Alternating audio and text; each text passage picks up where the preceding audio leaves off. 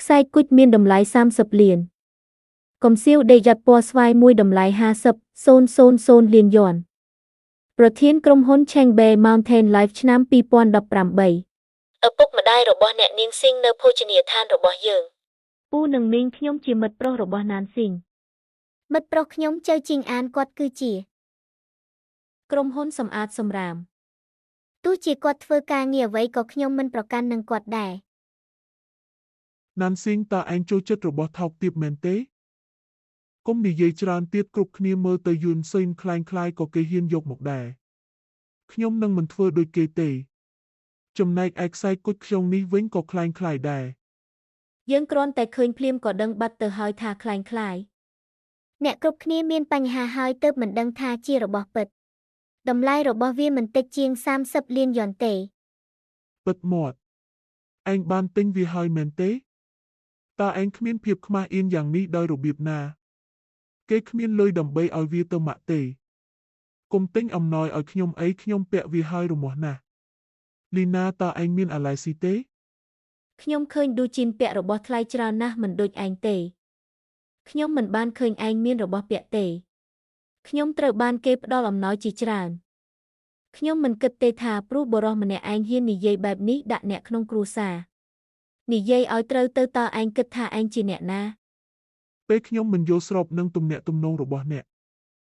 ខ្ញុំថាគ្រប់គ្នាគិតខ្លួនឯងទៅដែលទុកខ្ញុំជាមនុស្សក្នុងគ្រួសារទេនិយាយអ្វីនឹងសបាយដល់ហើយ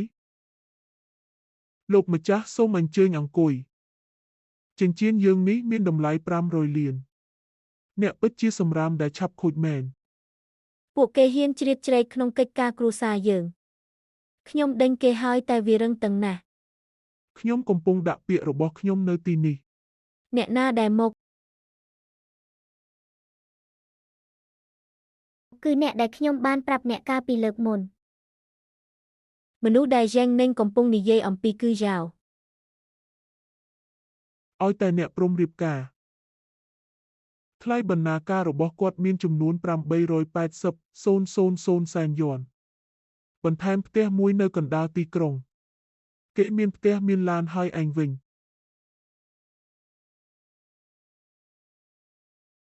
នេះចាំខ្ញុំជួយពេលនេះលោកចង់ដេញខ្ញុំទៀតទេលោកមិនទាន់រៀបការទេស្រីម្នាក់នេះមិនគួរប៉ះទេលោកនិយាយអ្វីទើបគេខ្លាចយ៉ាងនេះខ្ញុំគ្រាន់តែលើកឈ្មោះប្រធានខ្ញុំបន្លាចគេក៏បែបនេះលោកមិនគិតថាអាត្មានិយមទេវាគឺអំពីការងាររបស់ខ្ញុំវាគ្រាន់តែជាពាក្យមួយឃ្លាពីនរណាម្នាក់កូនប្រុសជាទីស្រឡាញ់របស់ខ្ញុំបានលះបង់បន្ទប់បៅដួលរបស់ខ្ញុំលោកយ៉ែងទើបតែបញ្ចប់ការចរចាតម្លៃ10លានអ្នកទាំងអស់គ្នាកំពុងរង់ចាំគម្រោងកម្រិតនេះរួមទាំងលោកដែរត្រូវទេពិតមាត់មិនអីទេអ្នកទាំងពីរនិយាយត្រូវណាស់លោកអាចរំបានទេគ្មានបញ្ហាទេខ្ញុំរំ